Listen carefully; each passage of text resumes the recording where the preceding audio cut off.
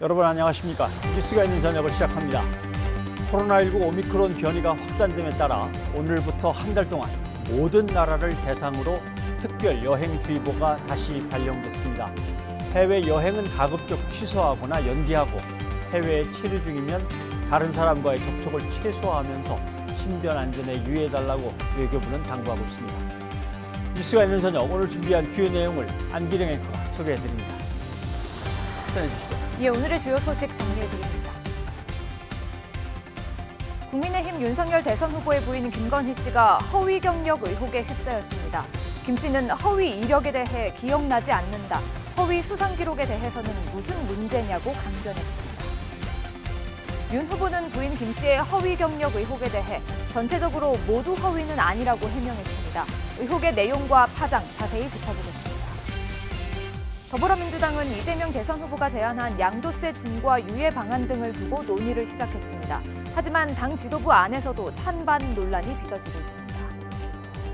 코로나19 위중증 환자와 사망자가 늘면서 병상도 한계에 다다르고 있습니다. 정부는 매우 엄중한 상황이라며 방역 강화 지침을 이번 주 발표할 수도 있음을 내비쳤습니다. 첫 소식입니다.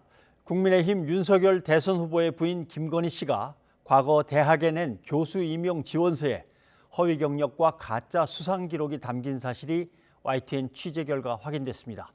YTN이 확보한 당시 교수 지원서를 보면 설립되지도 않은 협회에서 일을 했다거나 받지도 않은 대상을 받은 것처럼 적혀 있었습니다.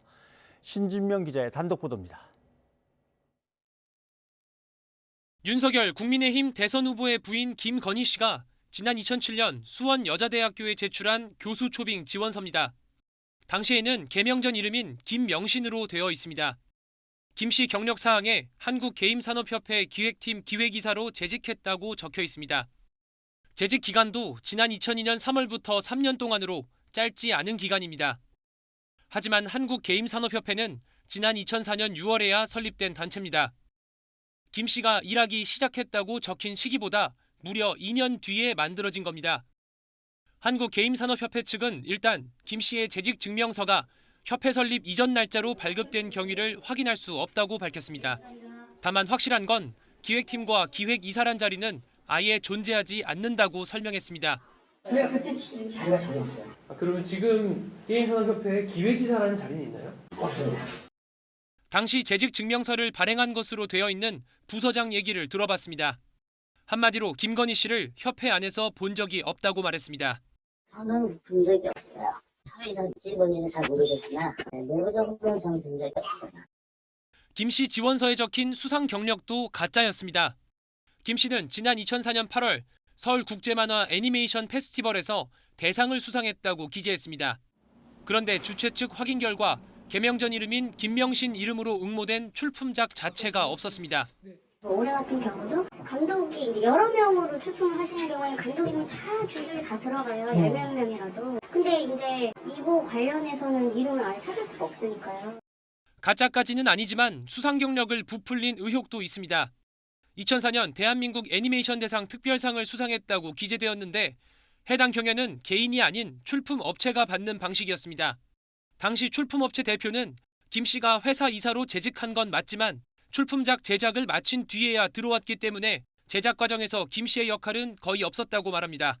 4년도 12월달 상은 애매하다. 또 직접적으로 참여했던 건 아니고, 그죠? 아닌데 이제 회사가 어쨌든 그 경력을 갖고 있는 거니까요. 누가 악용을 했다거나 그런 거에서는 보시기에는 따지고 보면 이제 그런 면이 있을 수는 있지만은 2006년 수상 경력의 경우 김 씨가 구체적인 자신의 역할을 설명하지 않고 혼자 수상한 것처럼 지원서에 기재한 것은 쉽게 이해가 되지 않는다는 게 업체 대표의 반응입니다. 어디까지 했냐. 이거는 좀 어려운 역할이죠. 저는 사실은 뭐 감독하고 시나리오 썼지만은 오늘 제작 중이라고 얘기는 할 수 없거든요. 그렇게 얘기도 안 하고. 김 씨는 이 지원서로 수원여자대학교 광고영상과에 겸임 교수로 채용돼 지난 2007년 3월부터 이듬해 2월까지 근무했습니다. YTN 신준명입니다. 김건희 씨는 YTN과의 단독 인터뷰에서 허위 경력에 대해선 기억이 안 난다고 주장했습니다. 가짜 수상 기록에 대해서는 돋보이려고 한 욕심이었다고 인정하면서도 무슨 문제냐고 반문했습니다. 계속해서 신준명 기자의 단독 보도입니다. YTN 취재진은 먼저 김건희 씨에게 2004년에 설립된 한국게임산업협회에서 2002년부터 기획이사로 일했다고 교수 지원서에 적은 경위를 직접 물어봤습니다. 이에 김건희 씨는 믿거나 말거나 기억이 나지 않는다며 정확한 경위를 확인하고 있다는 말을 반복했습니다. 이러면서 당시 근무 기간을 잘못 기재하는 착오가 있을 순 있지만 재직 증명서를 위조한 건 아니라고 강조했습니다. 실제 기획이사로 재직한 게 맞느냐는 질문을 다시 하자 김 씨는 게임산업협회와 같은 건물에 있으면서 협회 관계자들과 친하게 지냈고 이들을 자신이 몸담았던 학교 특강에 부르기도 했다는 말로 답변을 대신했습니다. 다만 협회에서 월급을 받지는 않았다고 덧붙였습니다. 이번에는 김 씨가 교수 초빙 지원서에 가짜로 적은 수상 경력에 대해 물어봤습니다. 특히 수상 경력 3건 가운데 2004년 서울국제만화 애니메이션 페스티벌 대상 경력에 대해선 돋보이려고 한 욕심이었고 그것도 죄라면 죄라며 가짜 수상 경력을 인정했습니다. 수상 경력 3건 가운데 부풀리기 의혹이 있었던 2건에 대해서는 회사 직원들과 같이 작업했기 때문에 경력에 넣은 것이라고 자신 있게 답했습니다. 김 씨는 겸임 교수 임용 당시 수상 경력 자체를 대체로 대수롭지 않게 받아들이는 분위기였습니다. 김 씨는 인터뷰에서 수상 경력을 학교 진학을 위해 쓴 것도 아닌데 무슨 문제냐고 강변했습니다. 그러면서 자신은 공무원, 공인도 아니고 당시엔 윤석열 후보와 결혼한 상태도 아니었는데 이렇게까지 검증을 받아야 하느냐고 취재진에게 여러 차례 반문했습니다. 김 씨는 자신의 채용으로 누군가는 피해를 봤을 수 있다는 지적에 대해선 자신이 채용되었다고 해서 누군가 채용되지 못하는 일은 없었을 것이라고 주장했습니다. 자신은 공채가 아니라 누군가의 소개를 받아 지원했기 때문이라는 점을 이유로 들었습니다. 김 씨는 30분 동안 진행된 인터뷰 내내 자신의 경력은 그냥 간단하게 쓴 것이란 점을 여러 번 강조했습니다. 허위 경력과 관련된 사문서 위조죄의 경우 5년 이하 징역 또는 1,000만 원 이하의 벌금형에 처할 수 있습니다. 다만 공소시효는 7년입니다. YTN 신준명입니다. 도이치모터스 주가 조작 사건으로 구속 기소된 권오수 회장 측이 첫 재판에서 혐의를 부인했습니다. 주범의 재판이 시작된 가운데 검찰은 연루 의혹이 불거진 김건희 씨의 조사 시점과 방식을 여전히 고심하고 있습니다. 나혜인 기자입니다. 회사 주가 조작을 주도한 혐의로 기소된 권오수 도이치모터스 회장의 재판이 구속 한 달 만에 시작됐습니다. 입증 계획 등을 논의하는 공판 준비 기일이라 권 회장은 모습을 드러내지 않았지만 변호인이 대신 법정에서 공소 사실을 다투겠다는 입장을 밝혔습니다. 윤석열 국민의힘 대선 후보의 배우자 김건희 씨의 주식 계좌를 관리했던 선수 이모 씨를 비롯해 다른 공범들도 대체로 혐의를 부인했습니다. 공모 여부에 대해서는 어떤 입장이십니까? 김건희 씨가 전주로 참여한 부분에 대해서는 입장이 있으실까요? 전화하면서 말씀드릴 수가 없어요. 권 회장은 2009년 12월부터 3년 동안 이 씨 등에게 시세 조종을 직접 의뢰하고 인위적인 방식으로 회사 주가를 끌어올린 혐의를 받고 있습니다. 이 과정에서 90여 명 명의로 계좌 150여 개가 동원됐다는 게 검찰의 결론인데 돈을 댔다는 의혹을 받는 김건희 씨 관련 수사는 여전히 답보 상태입니다. 검찰은 오랜 기간 수사로 공모관계를 포함한 범행의 윤곽이 드러난 만큼 관여 혐의로 고발된 김 씨도 불러 조사할 필요가 있다고 보고 있습니다. 애초 주범인 권 회장 수사 단계에서 김 씨를 조사한 뒤 관련자들을 기소할 때 함께 처분하는 방안도 고려했지만 불발된 것으로 전해졌습니다. 김 씨 측은 여전히 주식 전문가라는 이 씨를 믿고 투자했을 뿐 주가 조작이 있었는지 몰랐다며 검찰 조사를 받을 이유도 없고 연락도 없었다는 입장입니다. 검찰 역시 김 씨를 강제로 소환할 만큼 구체적인 범죄 혐의를 포착하진 못한 것으로 알려졌습니다. 혐의 자체를 부인하는 권 회장과 선수 이 씨에게서 의미 있는 진술을 얻어내지도 못했고 이들 공소장에도 김 씨 이름은 못 담은 것으로 전해졌습니다.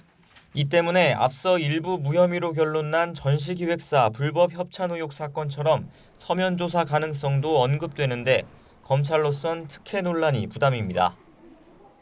하지만 김 씨 역시 대통령 후보 배우자로서 마냥 외부 활동을 미룰 수는 없는 상황이어서 조만간 검찰과 조사 시점과 방식을 조율할 수도 있다는 관측이 나옵니다. YTN 나혜인입니다.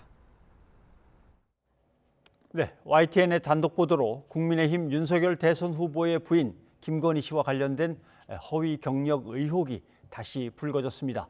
법적으로는 어떻게 봐야 할지 양지열 변호사와 좀 얘기를 나눠보겠습니다. 어서 오십시오. 안녕하세요. 예. 자, 수원여대 교수 초빙 지원서에 이제 적힌 내용 2007년입니다.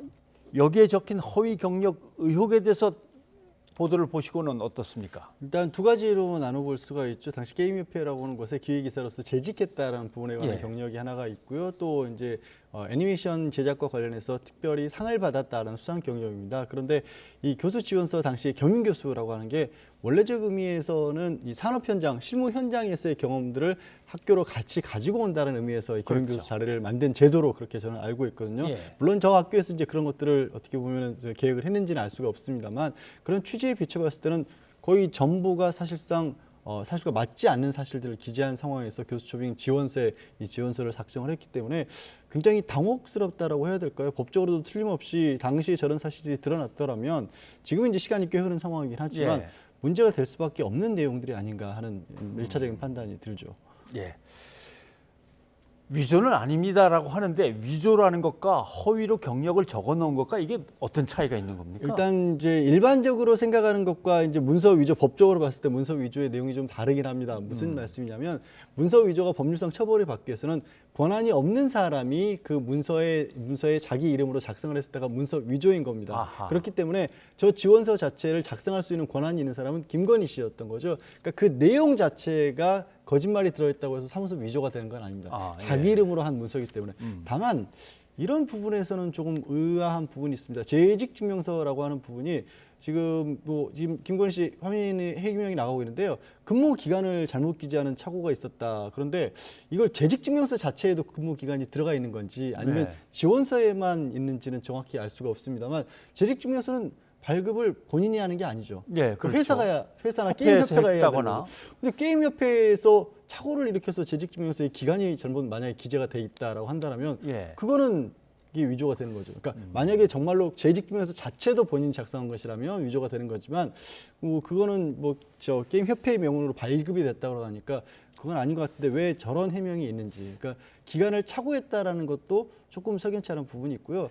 사실 저게 작성이 돼서 제출된 게 2007년이고 2002년, 3년 사이에 재직을 했다는 거기 때문에 그렇게 오래전 일이 아니거든요. 당시 그렇죠. 시점으로 봤을 때 해명 자체도 좀 뚜렷해 보이지 예를 않습니다. 들면 게임 협회라고 하지만 게임 연합회, 게임 산업 연합회였고 그다음에 협회가 설립이 됐고 예. 거기에 걸쳐서 이제 재직을 했다는 증명이 되는데 그것을 떼준 협회 입장에서는 그 재직 경력서에서 제일 중요한 건 기간하고 직책 예, 아닙니까? 예. 그럼 반드시 적어 넣었을 텐데. 그러니까 지금 근데 협회 쪽에서는 그 기간 동안에 설립 전이고 말씀하신 것처럼 연합회에서 협회로 바뀌었을 때 그리고 기획이사라는 자리 자체도 없다고 없었고. 하니까 그거를 누군가가 협회에서 권한이 있기 때문에 그 자체는 사문서 위조가 아니더라도 예. 그거를 만약에 권한이 있는 사람이 정말 허위로 내용을 했다라면 그 사람이 실제로는 이제 작성자는 뭐 실무진이 했다고 할지라도 실제 협회 명의를 허위로 쓴 것일 수도 있거든요. 예. 그러니까 허락 없이 함부로 재직증명서를 발급해 준 것일 수 있거든요. 그럴 경우에는 사무소 위조까지 문제가 될 수 있는 경우죠.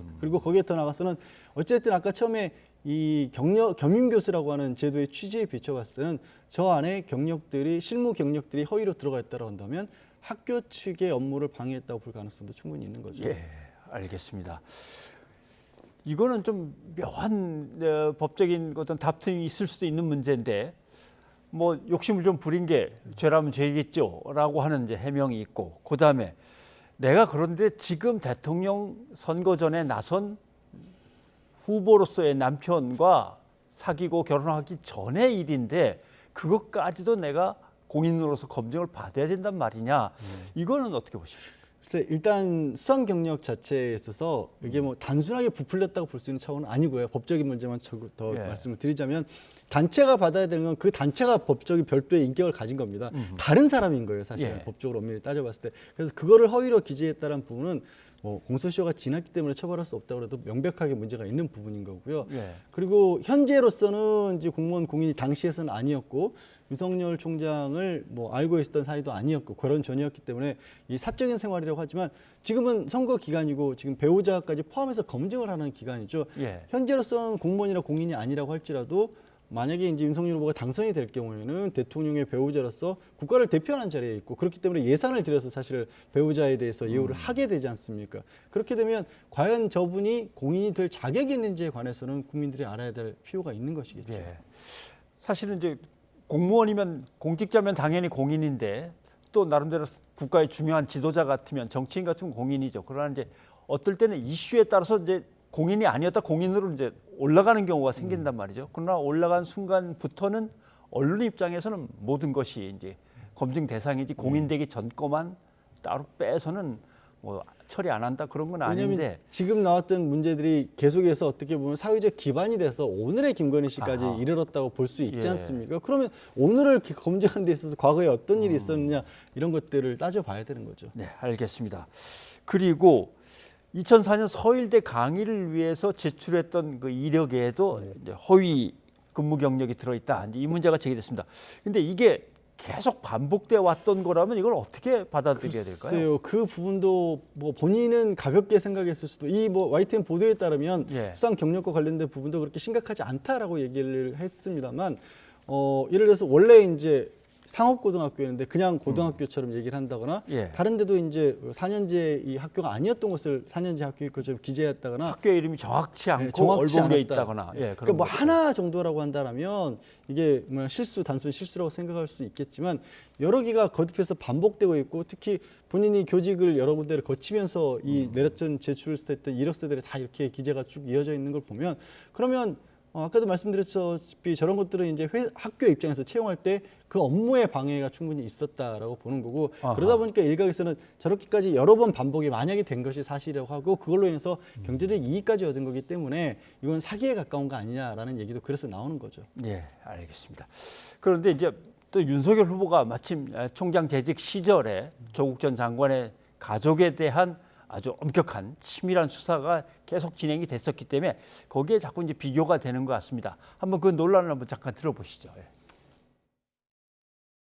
표창장과 비교하면 이것은 뭐 사실 그 이 비중을 견줄 수 없을 정도 중범죄죠.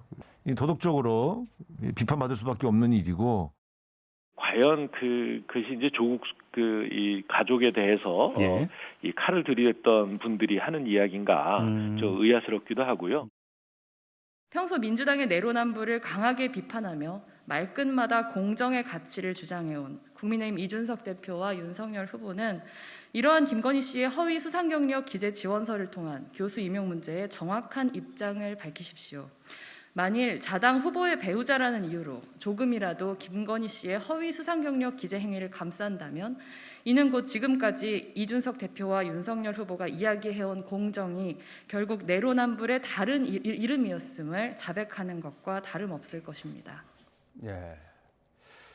조국 전 장관의 이제 자녀들 문제에서는 예를 들면은 출석을 갖다가 70일 했는데 왜 90일 정도까지 부풀려져 있냐부터 시작해서 표창장의 직인이라든가 거기에 몇 번 출석을 했느냐 안 했느냐까지 상당히 뭐 디테일한 것까지 논란이 됐습니다만은 그거와 비교를 한다면 뭘 갖고 비교를 해야 되는지 모르겠습니다. 예를 들면 뭐 의도가 나빴다 또는 이것 때문에 피해를 본 누군가가 또 존재한다 뭐 이런 걸로 비교를 해야 되는 건지. 글쎄 뭐 다른 것 그런 것들이 다 겹치는 게 아닌가 싶습니다. 오늘 이제 윤석열 후보도 이제 직접적으로 관훈 토론장에서 일부에 있어서 허위가 있을지 모르지만 전체는 허위가 아니다라고 예. 말씀을 하셨는데 그 말 자체를 납득하기 어려운 게 조금 전에 이제 지적을 하신 것처럼 조국 전 장관의 자녀들 같은 경우는 고등학교 때 체험학습을 한 것을 교수실에서 한 실적이 정말로 그렇게 연구가 잘 된 것이냐, 아들 같은 경우에는 뭐 법무법인에 가서 실습을 한 게 기재 시간이 정확하게 기재가 된 것이냐, 실제로 그 시간 동안 일을 한 게 맞느냐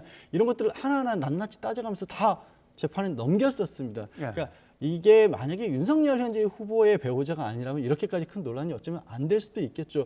말씀드린 것처럼 아까 표창장 같은 수상 경력 같은 경우에도 단체가 본인이 개입해 있었던 단체가 상을 받은 것과 개인이 상을 받은 건 완전히 다른 문제이고요. 그 상을 집행했던 기관에서는 개인에게는 아예 수상도 하지 않는다고 했습니다. 그런데도 불구하고 거기에 상을 받은 것처럼 기재를 했습니다.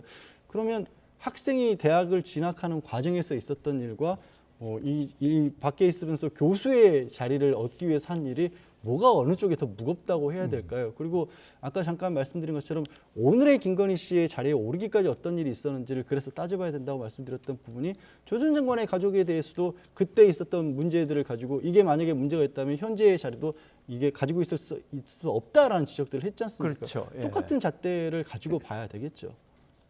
알겠습니다. 그러나 좀처럼 모습을 드러내지 않던 김건희 씨가 코바나 콘텐츠 사무실 앞에서 취재진에게 노출이 됐습니다. 그 영상 잠깐 한번 좀 보시죠. 김건희 씨, 공결정 언제부터 하실 건가요? 분리 논란에 대해서 한 말씀만 좀 해주세요.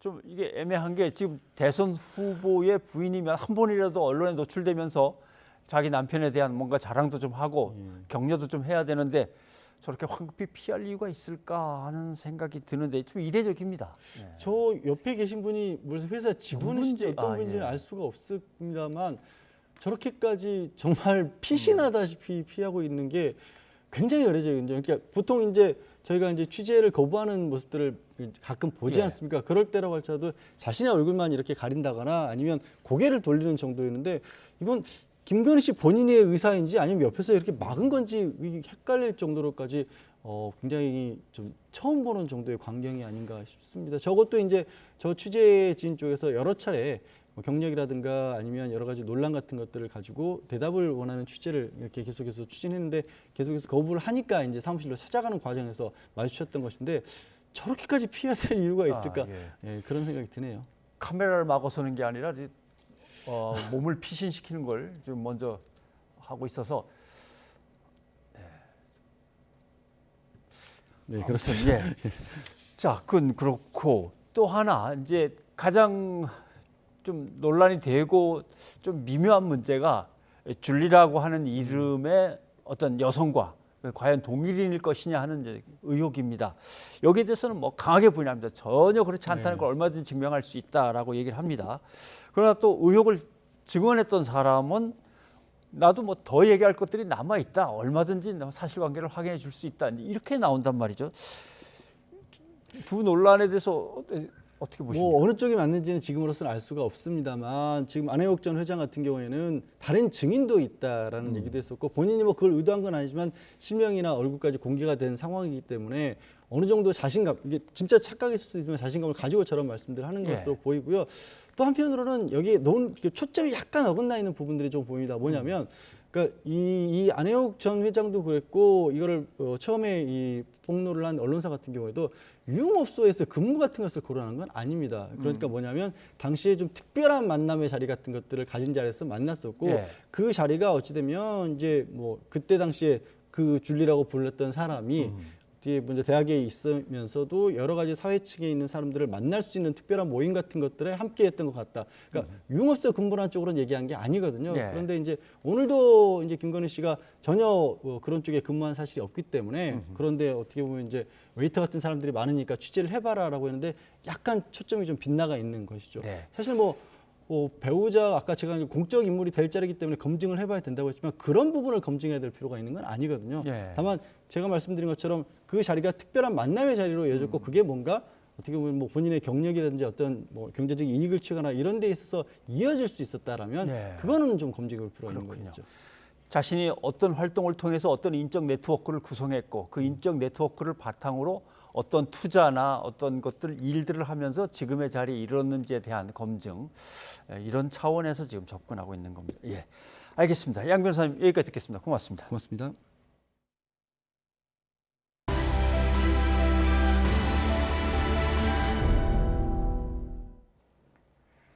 국민의힘 윤석열 대선 후보는 YTN이 단독 보도한 부인 김건희 씨의 허위 경력 의혹에 대해 전체적으로 모두 허위는 아니라고 주장했습니다. 하지만 민주당과 정의당은 김 씨를 감싸지 말라면서 윤 후보가 직접 사과해야 한다고 압박했습니다. 황혜경 기자입니다. 윤석열 후보는 배우자 김건희 씨의 허위 경력 의혹을 적극 반박했습니다. 비상근이었지만 김 씨가 게임산업협회 초기 기획이사로 일한 건 사실이고 정당하게 재직증명서를 발급받았다는 겁니다. 수상 경력 역시 작품 출품에 깊이 관여했기 때문에 별 문제가 없다고 주장했습니다. 부분적으로는 모르겠습니다만 전체적으로 허위 경력은 아니고 그리고 그 수상이라고 하는 것이 완전히 날조된 것이 아니라 그 회사의 운영 과정과 그 작품의 출품에 깊이 관여를 했습니다. 부사장으로서. 국민의힘에서는 김 씨가 재직 기간을 기재하는 데 일부 착오가 있었다면서도 결혼하기 전의 일까지 후보가 책임질 일은 아니라며 파장이 확대되는 걸 경계했습니다. 후보가 공직자로서 예를 들어 부인의 그런 어떤 처신에 대해 가지고 결혼 이후에도 제지하지 못했다거나 이랬을 땐 다소 비난의 가능성이 있겠지만은 그 전의 일에 대해서 후보에게 책임을 묻는 것은 과하다 이런 생각이 들고요. 민주당은 착오를 인정하고도 사과하지 않는다며 윤 후보와 배우자를 모두 몰아세우고 대통령 후보의 자격까지 거론했습니다. 자신을 돋보이기 위해서 이력을 거짓으로 채워넣는 사람을 국민께서 어떻게 신뢰할 수 있겠습니까? 윤 후보도 더 이상 변명으로 빠져나갈 수 있는 일이 아니며 정의당도 윤 후보가 김 씨를 감싸는 건 내로남불이라며 협공에 나섰습니다. 평소 민주당의 내로남불을 강하게 비판하며 말끝마다 공정의 가치를 주장해온 국민의힘 이준석 대표와 윤석열 후보는 이러한 김건희 씨의 허위 수상 경력 기재 지원서를 통한 교수 임용 문제에 정확한 입장을 밝히십시오. 김건희 씨의 등판 시기를 저울질하던 시점에 터져나온 추가 의혹에 국민의힘은 곤혹스러운 분위기입니다. 지나친 관심이라 일축하고 있지만 김 씨와 게임산업협회 관계자들의 주장이 엇갈리는 상황에서 오래전 재직증명서를 발급받은 경위를 명쾌하게 설명하지 못하는 점도 여전히 부담으로 남아 있습니다. YTN 황혜경입니다. 국민의힘 윤석열 후보가 관훈클럽 토론회에 참석했습니다. 본인과 부인, 장모를 둘러싼 의혹에 대해 질문이 쏟아졌는데요. 윤 후보는 자신의 고발사주 의혹은 반박했고 부인과 장모 관련 의혹에는 과잉 수사이자 선거 개입이라고 주장했습니다. 김승환 기자입니다. 윤석열 후보를 초청한 관훈클럽 토론회는 인사청문회를 방불케 했습니다. 본인은 물론 부인과 장모까지 그동안 제기된 의혹을 총망라하는 질문들이 이어진 겁니다. 사실 이런 거를 얘기할 수 있는 기회도 없었는데 이런 기회를 주셔서 아주 대단히 감사하게 생각합니다. 그런 기회 드리는 차원은 아닙니다. 네. 윤 후보는 고발사주 의혹과 부산저축은행 부실 수사 논란을 일축하면서 검찰총장 시절 인사전횡을 했다는 지적 역시 조국 수사 이후 여권이 만든 얘기라고 반박했습니다. 오히려 당시 조국 민정수석이 검찰 인사에 관여했다면서 문재인 정부를 향해 다시 직격탄을 날렸습니다. 문재인 정권의 검찰개혁이 만약에 성공했더라면 제가 뭐 이렇게 대통령 후보가 됐겠습니까? 왜 자기들의 적폐는 청산을 안 하는 겁니까? 장모 재수사에 대해선 윤석열 후보 죽이기라는 데 동의한다며 과잉 수사라는 입장을 밝혔습니다. 부인 김건희 씨의 주가 조작 의혹 역시 공소시효 만료로 종료 처리하려던 것을 민주당이 반발해 막았다며 작심 비판했습니다. 민주당 의원들이 대거 찾아가가지고 아주 난리를 치는 바람에 처리를 안 하고 마치 무슨 의혹이 있는 것처럼 또 들고 있다고 하는데요. 저는 이거는 명백히 선거 개입이라고 생각합니다. 최저임금제와 주 52시간 근로제에 대해선 당연히 유지돼야 하고 후퇴하는 일은 없을 거라고 못 박으며 그동안 제기됐던 왜곡된 노동관 논란 종지부를 찍었습니다. 종부세에 대해서도 갈라치기 정책이라며 개선 의지를 거듭 밝혔습니다.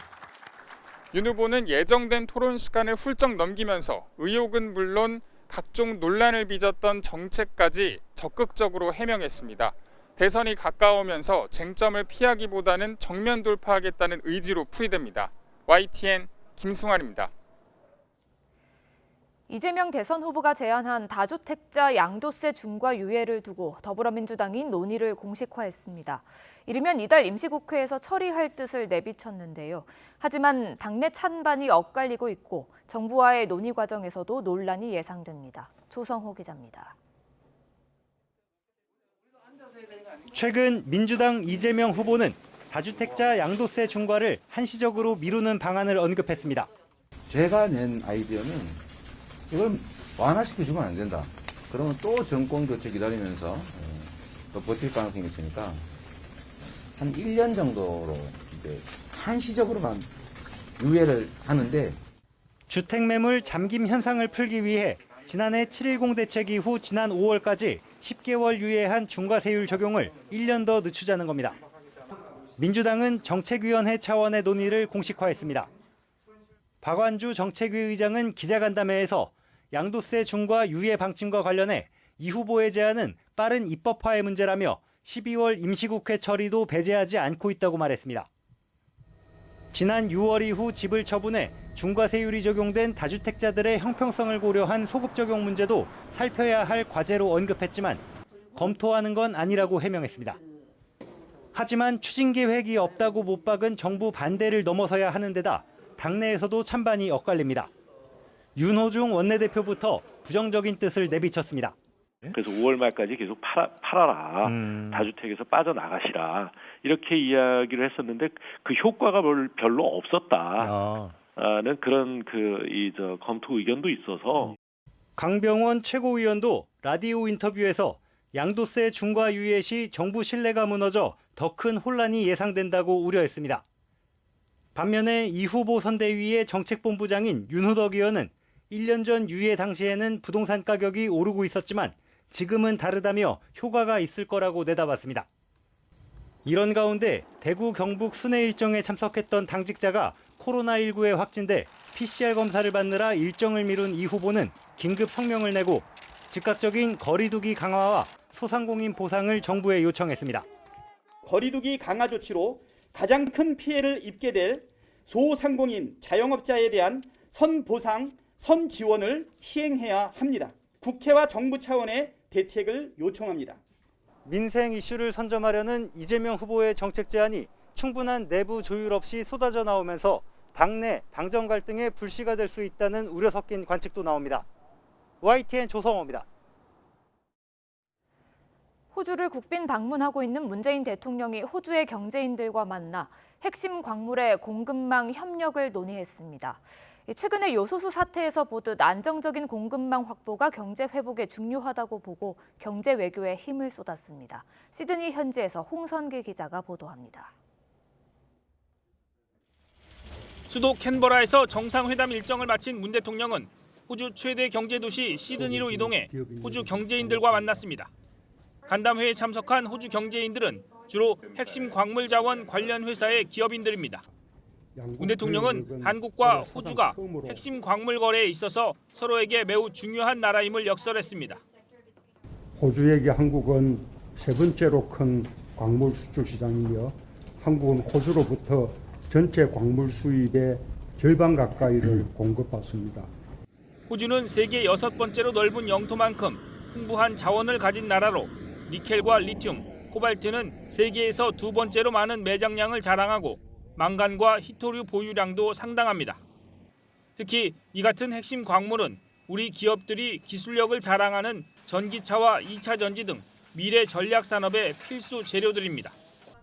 문 대통령은 호주로부터의 핵심 광물 공급망 안정화가 한국뿐 아니라 호주 경제에도 기여하는 점이라는 것을 강조했습니다. 두 나라가 신뢰를 갖고 굳게 손을 잡는다면 글로벌 공급망 안정과 탄소 중립을 앞당기는데 크게 기여하게 될 것입니다. 주요 선진국 중 가장 빠른 회복세를 보이고 있는 양국 경제도 더 힘차게 도약할 것이라 확신합니다. 호주 경제인들도 양국 경제 협력이 가져올 시너지 효과에 대한 기대를 나타내며 적극 호응했습니다. And to realise that opportunity, I agree entirely with you, Mr. President. Greater and more sustained effort is required, and we look to that flowing from today, your visit in this last 3 days. 문 대통령은 양국 기업들 사이에 이루어지고 있는 다양한 협력을 뒷받침하기 위해 정부 사이의 협력도 더욱 강화하겠다고 약속했습니다. 경제 외교 일정까지 마친 문 대통령은 3박 4일 동안의 호주 국빈 방문 일정을 모두 마무리하고 귀국길에 오를 예정입니다. 시드니에서 YTN 홍선기입니다. 부친의 부동산 투기 논란으로 의원직에서 물러났던 국민의힘 윤희숙 전 의원. 최근 윤석열 선대위에 합류하며 석 달 만에 정치 활동을 재개했습니다. 국회 본회의 연설로 유명세를 탄 윤 전 의원은 앞서 국민의힘 대선 경선에도 뛰어들었는데요. 지난 8월 부친의 투기 의혹이 제기되자 경선 후보 사퇴와 함께 의원직에서도 물러나겠다고 선언했습니다. 저는 이 시간부로 대통령 후보 경선을 향한 여정을 멈추겠습니다. 또한 국회의원직도 다시 서초 갑 지역 구민과 국민들께 돌려드리겠습니다. 윤 전 의원의 부친은 지난 2016년 80세의 나이로 1,871제곱미터 3,300여 평의 세종시 농지를 8억 2,200만 원에 사들였는데요. 이 땅을 사들인 시기가 윤 전 의원의 한국개발연구원 KDI 재직 당시와 겹친다는 사실이 알려지며 내부 정보를 이용한 투기 의혹이 제기됐습니다. 실제로 해당 땅을 사들인 뒤 인근에 민간산업단지가 조성됐고요. 국가산업단지까지 들어설 예정이라 의혹은 더 커졌습니다. 또 윤 전 의원의 부친이 서울에 거주하면서 세종시에 영농계획서를 제출한 사실이 알려져 농지법과 주민등록법 위반 의혹도 동시에 제기됐습니다. 이에 윤 전 의원은 자신은 부친의 토지 매입 과정에 관여한 바 없다며 이 농지는 매각되는 대로 사회에 환원하겠다는 부친의 편지를 공개하기도 했습니다. 이번에 문제가 된 농지는 매각이 되는 대로 그 이익을 전부 사회에 환원하겠습니다. 제 딸 자식이 아니라 모두 이 못난 애비 탓이라 여겨주시길 간곡히 부탁드립니다. 이후 경찰은 윤 전 의원의 부친에 대한 수사를 벌였고요. 최근 기소 의견으로 검찰에 넘긴 것으로 전해졌습니다. 위반하고 전형은 주민등록법 위반 두 개인데 아마 같은 내용일 것 같은데요. 다 기소 의견으로 송치가 된 거고 같은 날 윤희숙 씨는 이제 불기소로 불송치가 온 거네요. 그런데 약속과 다르게 윤 전 의원의 부친이 여전히 세종시 땅을 소유하고 있다는 지적이 제기됐는데요. 이에 대해 윤 전 의원 부친이 이미 땅을 내놓았지만 아직 매각되지 않았다고 설명했습니다. 사회 환원에 대해서 어떤 계획을 갖고 계신지는 제가 아직 여쭤보지를 못했어요. 구체적인 계획이라는 거는 어떤 곳에 기부를 해야 될지를 구체적으로 아직 생각을 못 하셨다는 얘기인 것 같고 어쨌든 매각을 생각하신 것은 매각을 해서 얼른 사회 환원을 하겠다라는 계획은 갖고 계신 걸로 제가 들었는데 제가 직접 소통은 아직 못 해봤어요. 실제 뉴스가 있는 저녁 제작진이 인근 부동산에 직접 문의한 결과 윤 전 의원의 부친은 평당 50만 원의 땅을 내놓은 것으로 확인됐습니다. 평당 25만 원에 구입한 점을 고려했을 때 팔릴 경우 시세 차익은 8억 원 이상이 될 것으로 보이는데요. 하지만 토지 전체를 매물로 내놓아 아직 구매자를 찾지 못한 것으로 전해졌습니다. 싸게 팔아도 욕먹고 또 무슨 오해를 받는다 이거죠. 싸게 팔아도 무슨 말이 날 것 같고 그러니까 어차피 나 환원할 거니까 적정한 선에서 50만 원 선에서 그냥 팔아주라고 하더라고요. 주변 시세보다 조금 싸게 내놓으신 거예요. 근데 땅이라는 게 그냥 작자가 있어야지 돈이 시골에서 10억 이상이면 큰 돈이 걸랑요 사실. 그렇기 때문에 이제 누가 진짜 꼭 이제 쓸 사람이 사야 되는데 근데 이제 지금 물건 접수한 지가 지금 보통 땅 내놓으면 한 달도 가고 두 달도 가고 그래요. 윤 전 의원은 오늘 윤석열 선대위 산하 내일이 기대되는 대한민국 위원회의 위원장을 맡으며 본격 활동에 들어갔는데요. 윤 전 의원은 SNS를 통해 2030 젊은 층의 쓴소리를 듣겠다고 소개했습니다. 뉴스가 있는 저녁 안정입니다. 더불어민주당 이재명 후보의 이른바 우클릭 행보를 놓고 당내에서는 논란이 일고 있습니다. 또 국민의힘 윤석열 후보는 부인 김건희 씨의 허위 경력 게재 논란으로 처가 리스크가 현실로 등장했습니다. 정치권 상황 김성환 평론가와 짚어보도록 하겠습니다. 어서 오십시오. 네, 안녕하세요. 이재명 후보는 지난 주말 일정, 대구 경북 일정 중에 아마 코로나19 확진자와 동선이 겹친 모양입니다. 코로나19 진단 검사를 받았다가 오늘 일정은 일단 다 취소가 됐죠. 네, 그렇습니다. 현대경제연구원하고 간담회도 있었고 또 공교롭게도 오늘 3차 접종이 예정돼 있었다 그래요. 그런데 지금 확진자하고 접촉했다는 사실을 뒤늦게 알게 되고 PCR 검사를 받았다 이런 얘기까지 지금 전해지고 있는데요. 그 사이에 모든 일정을 지금 취소한 상황이기도 합니다. 말씀하셨던 것처럼 대구 경북 방문했을 때 다부동 전적기념관을 7국에 갔었거든요. 그때 한 1m 거리에 떨어져서 확진자하고 목례를 했다 그래요. 당 관계자였다고 하는데요. 그것 때문에 검사를 받았던 거라고 합니다. 네. 자, 대구 경북을 방문했기 때문에 그랬겠지만 추정입니다만은 그동안 갖고 있던 이런저런 철학이나 정책과 관련된 이야기들하고는 좀 다른 것들, 그다음에 민주당이 뭐 통상 갖고 있던 어떤 정책과는 다른 것들을 많이 내놔서 이제 우클릭이라고 얘기를 흔히 하는데 관련 발언을 한번 쭉 한번 모아서 한번 들어보죠. 네. 전체적으로 보면 전두환 삼저호황을 잘 활용해서 경제가 망가지지 않도록 경제가 제대로 움직일 수 있도록 한 것은 성과인 게 맞습니다. 경부고속도로를 포함한 이 산업화의 기반을 확보하려고 노력했던 박정희 전 대통령 어떤 대대적인 산업 대전환을 만들어냈던 것을 한번 되새겨볼 필요가 있다라고 생각했습니다.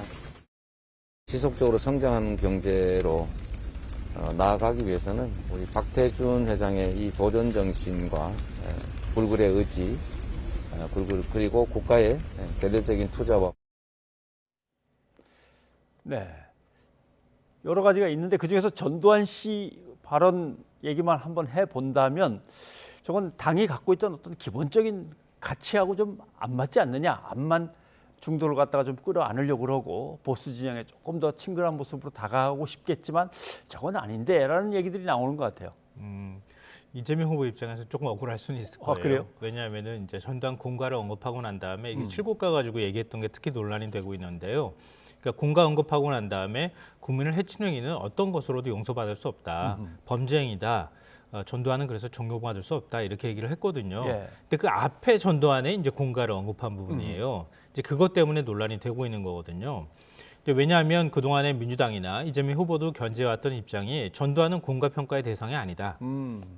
이거였는데 그 부분과 다른 결의 얘기를 하고 나니까 지금 이제 논란이 커지고 있는 상황인 것 같아요. 예. 그러니까 이재명 후보는 전두환은 결코 용서받거나 아니면은 존경할 대상은 아니다라는 것은 분명히 밝히긴 했지만 공가 때문에 나를 이렇게 얘기하는 것은 좀 억울하다. 뭐 이런 얘기를 하고 있는 것 같은데요. 현장 연설이라는 게 말이 꼬이기도 하고 여러 가지 얘기가 섞이기도 하기 때문에 그런 측면이 있다 하더라도 민주당 내부에서 나오는 것처럼 그동안에 민주당이 보였던 가치나 태도하고는 다르다. 이런 비판을 받을 수밖에 없다. 예. 그 점은 뭐 어떤 것으로도 변명하기는 좀 쉽지 않다 이렇게 생각이 되는데요.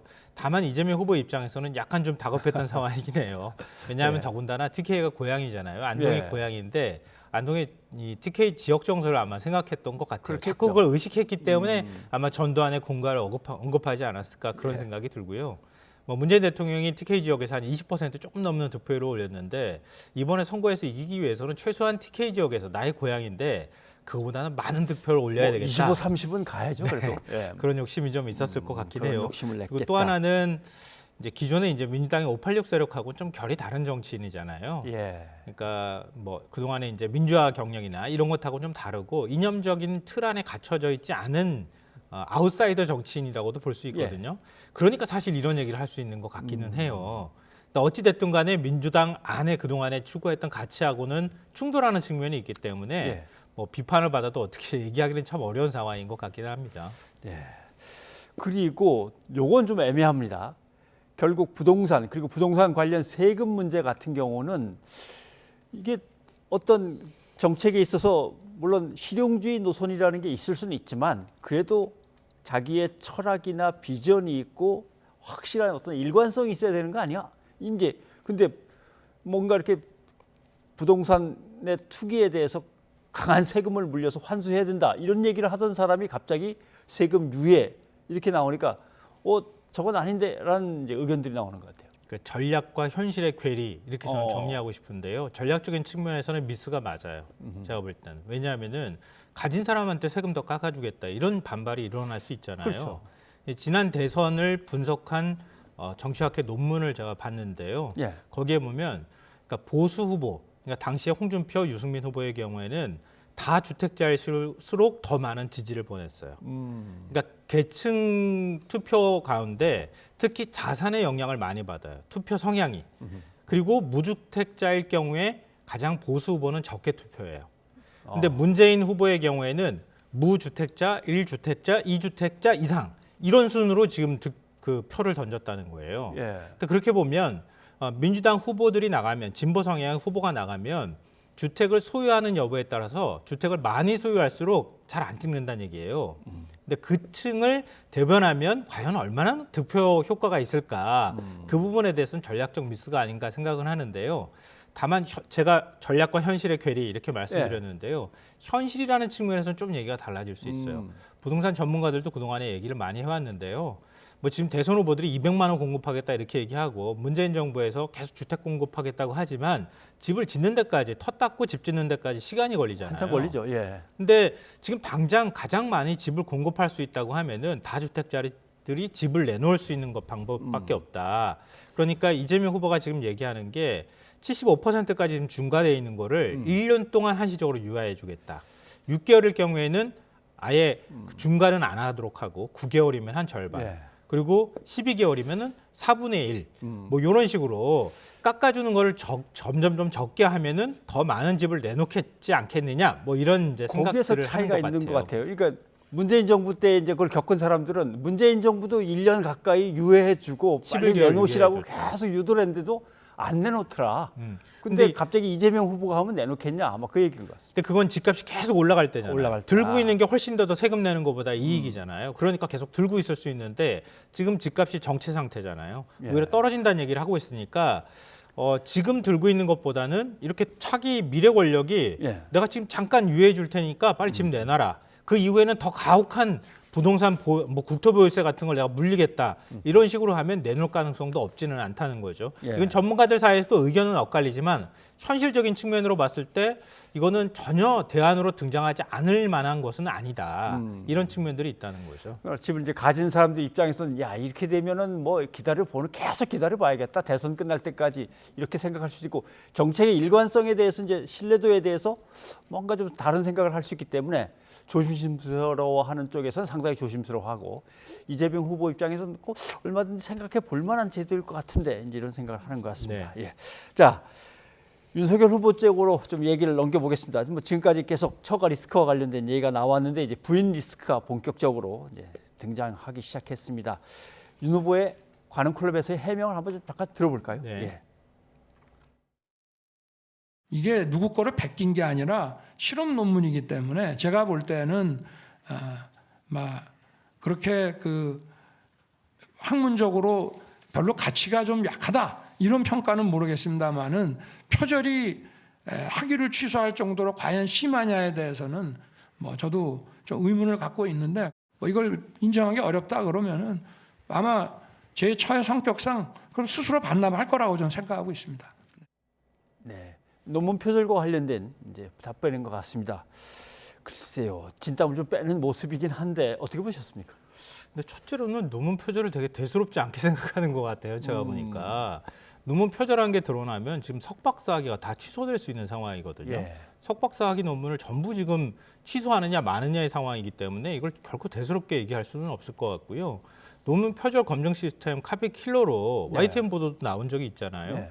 그러니까 확인해 보니까 표절률이 70%, 80%까지 나오는데 이게 연구윤리위원회에서 확인한다고 하면은 이게 과연 그냥 뭐 표절 문제로 끝나는 게 아니라 학위 취소까지 갈 수 있는 상황이 될 수 있다. 예. 그런데 지금 뭐 윤석열 후보의 얘기를 보면은 별로 대수롭지 않게 여기는 거 아닌가 이런 생각이 들고요. 둘째로는 약간 좀 유체이탈 느낌을 받게 돼요. 왜냐하면 제 처의 성격상 이렇게 얘기를 하는 거예요. 네. 그러니까 표절이 나왔다 하더라도 표절을 수용할 수 없다 하더라도 제 처의 성격상은 티끌한 점이라도 뭔가 이 잘못된 것이 있다는 것에 대해서 용납할 수 없는 사람이다라는 걸 좀 강조하고 싶어하는 것 같아요. 저희 언어적인 어떤 습관인 것 같아요. 10원 한 장, 뭐 1,000원짜리 한 장, 뭐 제처의 성격상 그런 건 절대 용납이 안 될 텐데 뭐 이런 것들인데. 아니 그러니까 이렇게 한다는 얘기죠. 뭐 가상한 상황이지만 예. 국민대 연구위원회에서 이거 표절이다 이렇게 판단 내려서 학위 취소 절차로 들어가게 되는 데까지 시간이 걸릴 거 아니에요. 그럼 표절이라 그러면 저 학위 그냥 반납하겠습니다. 예. 이렇게 얘기할 안 가지면 그만이죠. 뭐 예, 그렇게 얘기할 거라는 건데 이런 사안을 단순히 제 처의 성격 이 문제하고 연결할 수 있는 것이냐. 예. 표절 문제하고 처의 성격하고 무슨 상관이 있습니까? 별로 상관없는 얘기를 하는 거 같아요. 아무튼 이런 논란들이 그러나 내가 검찰총장으로서 그다음에 대선 후보로서의 뭔가 제대로 된 공적인 어떤 삶을 갖다가 꾸려나가기 전, 만나기 전의 일인데라고 하는 이제 답변들이 자꾸 나오는데 그거 한번 좀 들어보시죠. 아마 그 결혼하기도 전에 오래된 일까지 이렇게 뒤지느냐 하는 차원에서 좀 억울함을 얘기를 했을 수는 있겠습니다만은 그게 부적절한 거로 저는 보여지고, 후보가 공직자로서 예를 들어 부인의 그런 어떤 처신에 대해 가지고 결혼 이후에도 이제 제지하지 못했다거나 이랬을 땐 다소 비난의 가능성이 있겠지만은 그 전의 일에 대해서 후보에게 책임을 묻는 것은 과하다 이런 생각이 들고요. 자, 처가 리스크라고 이제 표현했습니다만은 그 프레임 속에서 만약에 제대로 해명을 못하고 못 빠져나온다면 타격은 뭐 분명히 있는 거겠죠. 우리나라에서 여성으로서 가장 최고의 그 공인 대우를 받는 사람이 누구죠? 영부인이 될 수밖에 없지 않겠습니까? 예, 그렇죠. 예를 들면 이런 상황 한번 생각해 보세요. 윤석열 후보가 대선에서 대통령으로 당선됩니다. 그리고 나면 타임이나 이런 데서 외국의 이제 타임지나 이런 데서 뭐라고 보도하겠습니까? 부인 영부인 소개할 때 박사학위까지 가지고 있는 한국의 엘리트 여성이고 그다음에 기업을 운영하고 있는 재력가고 뭐 이렇게 설명하지 않겠어요? 예. 그리고 국제 외교 무대에 가가지고 독립적인 대통령하고 별도의 독립적인 외교 활동을 또 해야 되는 상황이에요. 그러니까 과거에는 대통령의 내조를 하는 그림자 내조를 하는 그런 존재처럼 영부인이 인식됐지만 이제는 독립적인 정치 활동을 할 수 있는 대상이 됐다는 거예요. 그게 남녀평등 사회에 맞는 얘기이기도 하잖아요. 이전에 미국의 경우에도 마찬가지였고요. 근데 단순히 뭐 예를 들면은 이수정 선대위원장 얘기한 것처럼 뭐 국모 뽑는 선거냐 이렇게 얘기할 만한 성격은 아니라는 거예요. 그러니까 저는 뭐 성형이든 뭐 줄리든 이런 사생활과 관련돼 있는 문제, 그거는 사생활과 관련돼 있는 문제는 빼더라도 결혼 전후의 문제가 지금 연장된 얘기들을 우리가 계속 하고 있는 거잖아요. 예. 그러니까 허위 학력을 규제한다거나 아니면 허위 이력을 통해서 대학 교수직을 얻었다거나 이런 문제는 분명히 공인으로서 검증받아야 될 대상이 된다고 보고요. 예를 들면 장모와 관련돼 있는 문제, 그러니까 가짜 요양병원 만들어서 건보료 허위로 받아냈던 거 아닙니까? 그 윤석열 후보 결혼 이후의 일이에요. 그 수사 제대로 하지 않았잖아요. 근데 나중에 보니까 다시 수사해서 보니까 이거 유죄 받을 만한 사안이라고 해서 징역형까지 받은 거 아닙니까? 1심에서. 예. 그리고 부인과 관련돼 있는 도이치모터스 사건이다. 기타 등등해서 검찰총장 재직 시절에 왜 수사가 안 이루어졌는지 이런 것들에 대해서 얘기해야 되는 그런 연장선상에 있는데도 불구하고 결혼 전과 후를 나눠서 결혼 전에 있었던 일을 사생활 검증도 아닌데도 불구하고 그걸 검증해야 됩니까? 이렇게 얘기하는 건 좀 궁색한 논리라고 봐요. 국민들 다수도 전 이해할 수 없는 논리라고 생각합니다. 예, 그 검증에 대해서는 국민 여론조사에서도 상당히 다수가 검증해야 된다고 답이 나왔습니다만, 자, 이건 뭐 가족 리스크고 윤석열 후보 본인의 이제 발언들 중에서도 우리가 한번 따져볼 것들은 나왔습니다. 한번 보시죠. 검찰총장 시절에 이제 코로나가 갑자기 2월에 이제 대구에서 막 창고를 시작을 해가지고 그 신천지에 대해서 압수수색하라는 법무장관의 아주 공개 지시가 내려왔습니다. 그래서 제가 압수수색은 불가하다. 그런 압수수색은 방역과 역학조사에 도움이 안 됩니다. 그래서 더구나 이걸 공개적으로 한다는 것 자체는 너무 어이가 없는 짓이었기 때문에, 예를 들어 최저임금이 180만 원, 200만이라고 하면은 나는 150만 원으로도 충분히 일할 용의가 있고 하고 싶다라고 하는데, 만약에 그걸 못하게 한다고 하면은 그거 어떻게 되겠습니까? 자영업이나 이런 소상공인 입장에서는 그런 사람 고용할 수가 없고, 그러면 결국은 그분들이 하는 사업의 규모가 위축될 수밖에 없고. 예. 조금 듣기에 따라 해석하기에 따라서 좀 애매하기도 한데, 예를 들면 신천지 압수수색 영장을 만약에 발부를 받겠다고 했을 때도 법원이 내줬을 가능성은 그렇게 크지는 않을 수도 있어요. 나중에 무죄가 나온 걸로 봐서는 감염병 예방법 위반에 대해서 신천지 총회장이 무죄가 나왔기 때문에 애매하긴 한데, 저럴 때도 어떻게 보면 그때 방역 참 아주 난감하던 시기인데 좀 도와주지 뭐 이렇게 생각할 수도 있고, 그다음에 최저임금은 역시 노동자 입장에서 듣기에는 상당히 좀 불편한 말일 수도 있고 그러네요. 좀 뭐 과거에 그런 말 한 적이 있었잖아요. 검찰총장은 법무부 장관의 부하가 아닙니다. 이렇게 얘기를 했었잖아요. 예. 그리고 이른바 조국 수사도 그렇게 했던 거고요. 지금 방역 상황, 재난 상황이었잖아요, 사실은. 그렇죠. 예. 근데 지금 신도 명단을 빨리 확보해야지 좀 추가 감염자를 막을 수 있었던 아주 다급한 상황이었잖아요. 그러니까 철저하게 수사하라 이런 이제 얘기가 있었던 거 법무부 장관 입에서. 네. 근데 검찰총장이라는 사람이 방역에 도움이 안 되니까 나 안 해. 안 했다는 얘기를 하고 있는 거예요. 그럼 그렇게 독립적으로 판단할 거면 조국 수사처럼 자신 처와 자신의 그 장모와 관련된 수사도 그렇게 했었어야 되는 거 아닌가요? 우리가 상식적으로 생각해 볼 때. 근데 그 수사 안 되고 난 다음에 지금 수사되고 나니까 그거 지금 검찰이 굉장히 문제가 있습니다. 검찰이 지금 나를 겨냥해서 수사를 하고 있는 겁니다. 이렇게 설명하고 있어요. 이거 앞뒤가 다른 말 아닙니까? 이걸 어떻게 설명해야 될지 모르겠고요. 특히 최저임금과 관련되는 문제에서는 저는 굉장히 심각한 인식의 오류가 있다고 생각해요. 왜냐하면 왜 최저임금을 정합니까? 예를 들어서 저는 굉장히 생계가 다급한 사람이에요. 네. 기업에 가가지고 이력서 내고 제발 취업시켜 주십시오. 가서 얘기하는데 나 지금 최저임금 못 맞추거든. 한 100만 원만 받고 일하시오. 그럼 전 일해야 돼요. 생계가 달려있는 문제니까요. 근데 국가가 그렇게 수평적 관계가 안 되니까 그나마 최저임금제를 통해서 최소한의 국민의 삶을 영위할 수 있도록 만들어주기 위해서 만든 게 최저임금제인 거예요. 예. 이거는 자본주의 태동기 때부터 하나하나씩 정립되어 왔던 것인데도 불구하고 다급하면 뭐 150만 원 받고도 일하고 120만 원 받고도 일하고 일할 수 있는 거죠. 일자리 못 구하는데 조금 낮게 해서 잡으면 되지 뭐 이런 생각일 수 있는 모양인데. 이건 뭐 지지하고 안 지지하고 누가 비판하고 안 비판하고의 문제가 아니고요. 최소한의 국민적 삶에 관해서 이해도가 부족한 것이다. 노동관이 굉장히 심각하게 의심되는 발언이다 이렇게 생각합니다. 예. 이것은 좀 다른 의견을 가진 사람들을 두루두루 더 만나면서 아마 생각을 갖다가 좀 정리를 해야 될 그런 사안인 것 같기 보이기도 합니다. 예, 김성환 평론가 오늘 여기까지 하겠습니다. 고맙습니다. 네.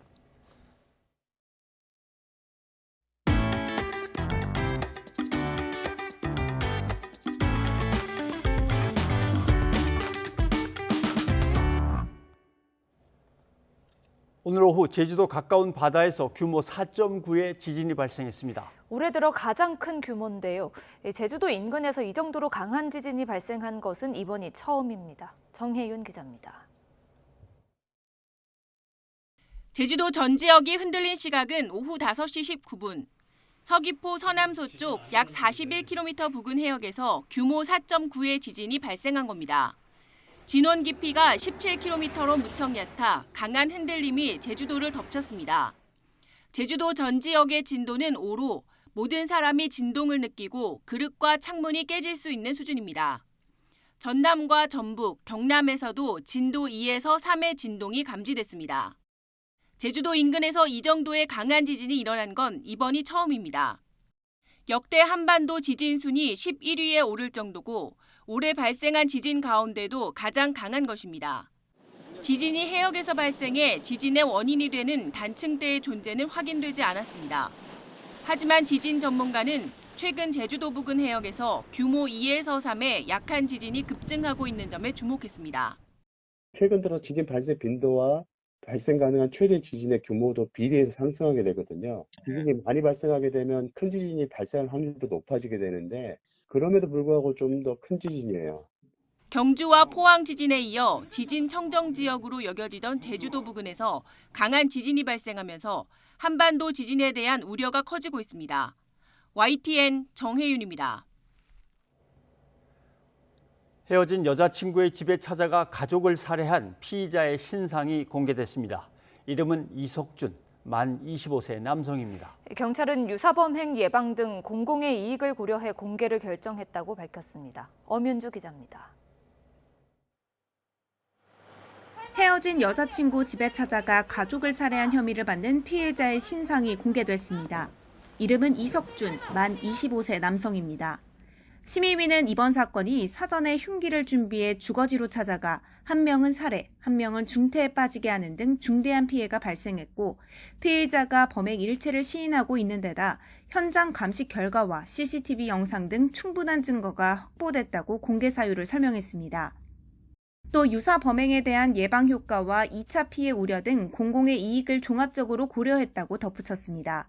경찰은 이석준에 대해 보복살인 혐의를 적용할지도 검토하고 있습니다. 앞서 범행 나흘 전 피해자 A씨 아버지는 A씨가 감금된 것 같다고 경찰에 신고했지만 경찰은 A씨와 이석준의 진술이 상반된다는 등의 이유로 이석준을 집으로 돌려보냈습니다. 이석준은 경찰 조사에서 이른바 흥신소에서 A씨의 정확한 집 주소를 파악했다고 진술했습니다. 또 범행에 사용한 흉기 외에 다른 범행 도구도 추가로 구입해 들고 간 것으로 드러났습니다. 이를 토대로 경찰은 이석준이 처음부터 A씨와 가족이 자신을 신고한 것에 앙심을 품고 범행한 것으로 무게를 두고 있습니다. 경찰은 범행 동기와 피해 가족의 집 주소를 알게 된 경위 등을 추가 조사한 뒤 이석준을 이번 주 안에 검찰에 송치할 계획입니다. YTN 엄윤주입니다.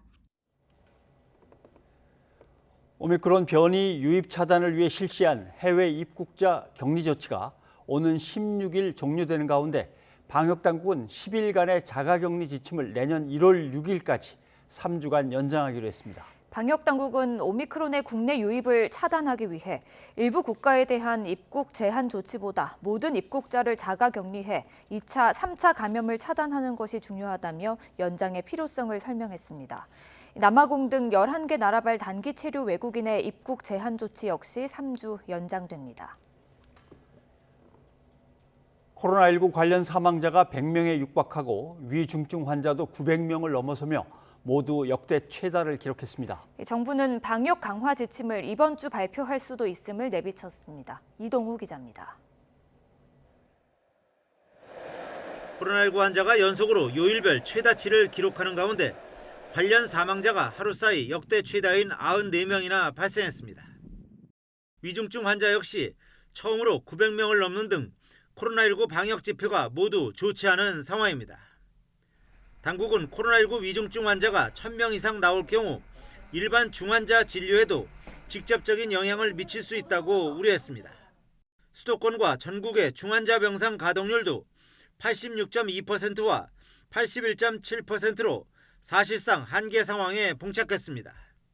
전국에서 하루 넘게 병상 배정을 기다리는 코로나19 환자도 1,481명입니다.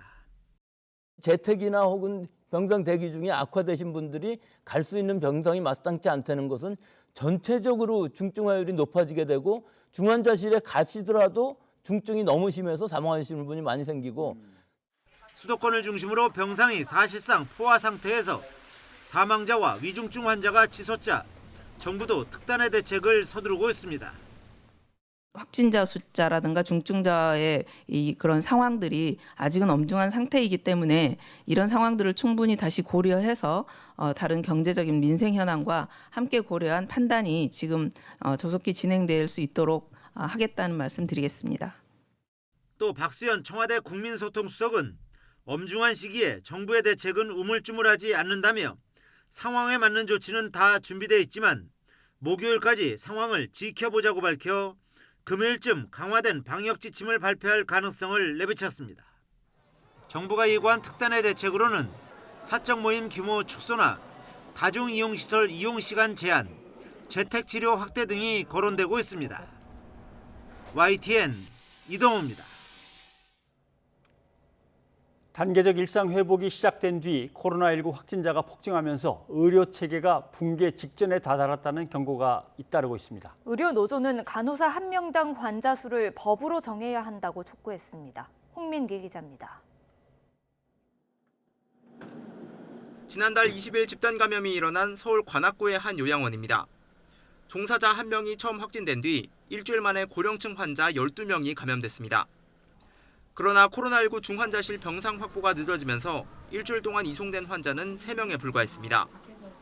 병원 안에선 추가 감염이 잇따르면서 누적 확진자가 3주 만에 40여 명까지 늘었습니다. 확진이 되면은 확진자를 얼른 뽑아내버리면은 그 보호가 되는데 병상이 없다고 뽑아내지를 못하니까 어디로 갈 수도 없고 그러니까. 인천에 거주하는 63살 A씨도 지난 7일 확진 판정을 받았지만 이틀 동안 집에서 대기해야 했습니다. 확진자가 폭증하면서 보건소가 A씨의 입원 여부를 결정하는 데 시간이 걸렸기 때문입니다. 확진자가 많다 보니 모니터링의 결과에 따라서 이렇게 분류를 하고 있는 것 같아요. 일선 의료진들은 의료 체계가 그야말로 아비규환 상태라고 입을 모읍니다. 일반 병동의 간호사들이 감염병 전담병상으로 잇따라 파견되면서 일반 환자들까지 치료를 받지 못하고 있다는 겁니다. 그러니까 일반 병동 간호사들은 1인당 맞는 환자 수가 또 8명, 9명, 10명이 넘게 보고 있는 상황이거든요. 그러다 보니까 그 중증 환자를 제대로 또 치료를 할 수가 없어서 의료연대본부 소속 서울대병원 간호사들은 청와대 앞에서 기자회견을 열고 간호사 1명당 환자 수를 법으로 정하는 간호인력인권법을 제정하라고 대선 후보들에게 촉구했습니다. 보건복지부가 분석한 OECD 보건 통계를 보면 우리나라 간호사는 인구 1000명당 4.2명으로 OECD 평균 7.9명의 절반 수준에 불과합니다. 국민 10만 명의 절실한 목소리에 즉각 응답하라. 간호인력인권법 관련 후속 조치를 빠르게 진행하고 각 정당의 대선 후보들은 간호사 1인당 환자 수 법제화에 대한 입장을 지금 당장 발표하라. 정부는 사망자와 위중증 환자 현황이 엄중한 상황에 있다면서도 우선 이번 주 상황을 지켜보겠다고 밝혀 현장의 혼란은 당분간 이어질 것으로 보입니다. YTN 홍민기입니다. 방역 패스 의무 시행 첫날부터 문제가 발생하자 정부는 급하게 서버를 늘렸지만 오늘도 곳곳에서 접속 장애가 발생했습니다. 청소년의 백신 접종률을 높이겠다며 내일부터 시행하기로 한 학교 방문 접종은 다음 주로 연기됐습니다. 개훈이 기자입니다. 방역 패스 본격 시행 첫날부터 접속 장애가 발생하자 김부겸 국무총리가 직접 사과했습니다. 접속 장애로 인해 국민 여러분들께 불편을 드린 점 진심으로 사과드립니다. 방역 패스 본격 시행에 앞서 질병관리청이 기존 사용량을 토대로 서버를 증설했지만 점심 저녁 시간에 한꺼번에 접속량이 폭증하면서 과부하가 발생한 것으로 파악되고 있습니다. 지금 긴급하게 서버 증설 작업을 좀 하고 이 시스템 최적화 작업을 해놓은 상태라는 점도 다시 한번 말씀드립니다. 하지만 방역 패스 의무화 둘째 날 점심 때도 식당과 카페 곳곳에서 QR 체크인에 문제가 발생했습니다. 방역 당국은 접속 문제로 생긴 방역 패스 위반 사례에 대해선 과태료를 부과하지 않겠다고 밝혔습니다. 학교 방문 백신 접종도 차질을 빚고 있습니다. 신청자가 적고 보건소와 각 학교 간 협의가 진행 중이라 당장 시행은 어렵게 됐습니다. 가장 우려하는 것이 불안감 해소가 가장 우리가 해결을 해야 될 부분이라고 생각해서 저희가 사전에 충분히 문진을 하고 사전 상담을 할 수 있는 청소년 미접종자 가운데 학교 방문 접종을 신청한 학생은 10%도 되지 않습니다. 교육당국이 소아청소년 백신 접종률이 낮은 이유를 잘못 이해하고 대책을 내놨다는 지적입니다. 근데 학교에 와서 하게 되면 서로 그걸 알 수가 있어서 좀 약간의 좀 위화감 조성이 좀 있을 수 있을 것 같습니다. 애들은 되게 예민하거든요. 방역 당국은 학교 방문 접종이 접종률 제고에 도움이 될 것으로 판단하고 있습니다. 서울시 교육청은 다음 주쯤에는 학교 방문 접종이 가능할 것으로 전망했습니다. 하지만 무엇보다 백신에 대한 불안감을 없애려는 노력을 통해 자발적인 접종 참여를 유도하는 게 필요해 보입니다. YTN 개훈입니다. 지난주 인터넷 선거보도 심의위원회가 조치한 내용을 보겠습니다. 윤석열 후보의 컨벤션 효과가 없다. 글쎄요, 국민의힘 컨벤션 효과가 훨씬 더 크다라는 분석도 많이 나왔는데, 이렇게 보도를 하려면 어떤 대상 자료를 가지고 어떤 방법으로 어떻게 분석을 해서 이게 나왔다. 이게 틀림없다라든가 아니면 반론도 있을 수 있다. 이런 자기의 한계점까지도 명시를 했어야 한다는 지적이 나왔습니다. 그다음에 김부선 씨 얘기군요. 공정보도 협조 요청이 들어갔는데 이 문제는 이렇게 주장하고 있는 김 씨가 정말 이재명 후보하고 이런 얘기를 직접 주고받을 만큼 관계가 확실했는지에 대해서 아직 의혹이 전혀 확인되지 않고 있습니다. 그런데 역시 확인도 본인의 반론도 없이 보도를 해서 지적을 받았습니다. 또 공통적으로 들어가는 설명이 있죠. SNS의 글, 페이스북의 글을 확인 취재 없이 인용 보도해. 요즘 이런 보도가 정말 많습니다.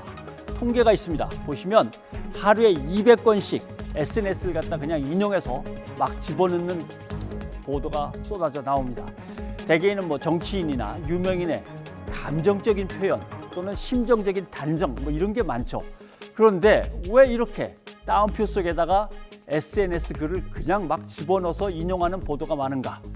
첫째, 빨리 작성할 수 있고 막 쏟아낼 수 있으니까 그랜저도 많이 읽어줍니다. 그리고 내가 그랬나? 그 사람이 그렇게 썼으니까 라고 책임을 피해가기도 좋고, 그 다음에 어떤 목적으로 보도를 해야겠다고 맘먹으면 그런 글을 늘 쓰는 사람 집 앞에 가서 기다리고 있다가 오늘도 올리면 오늘도 쓰면 되니까 쉽죠. 유명 인사나 정치인 글뿐 아니라 거기에 달린 댓글 한두 개만 가지고 대표성을 부여해서 쓰는 기사도 요즘은 참 흔합니다. 자, 문제는 반드시 취재해야 되고요. 당사자가 있으면 반론권을 보장해 줘야 됩니다. 그 다음에 사실인지 주장인지 구분해야 되고요. 주장을 하면은 왜 이런 주장을 하는지, 옛날에 싸운 적이 있나, 불이익을 받은 적이 있나, 그 관계나 맥락도 살펴야 되고, 그렇다고 하더라도 이게 보도할 가치가 있는 건가, 이것도 따져봐야죠. 그다음 포털 사이트도 마찬가지입니다. 이런 기사가 올라오면 무조건 대문에다 올려주면 안 되죠. 가치가 없으면 올리지 말아야 되는 겁니다. 결국 언론사가 자체 심의도 강화해야 되고, 기자협회나 인터넷 기자협회도 스스로 자정 노력을 해야지, 그렇지 않으면은 SNS를 뒤쫓아가는 기성 저널리즘의 망신살만 계속 뻗치게 됩니다. 변상욱의 앵커 리포트였습니다. 오늘 뉴스가 있는 저녁은 여기까지입니다. 네, 저희는 내일 다시 찾아뵙겠습니다. 여러분 고맙습니다.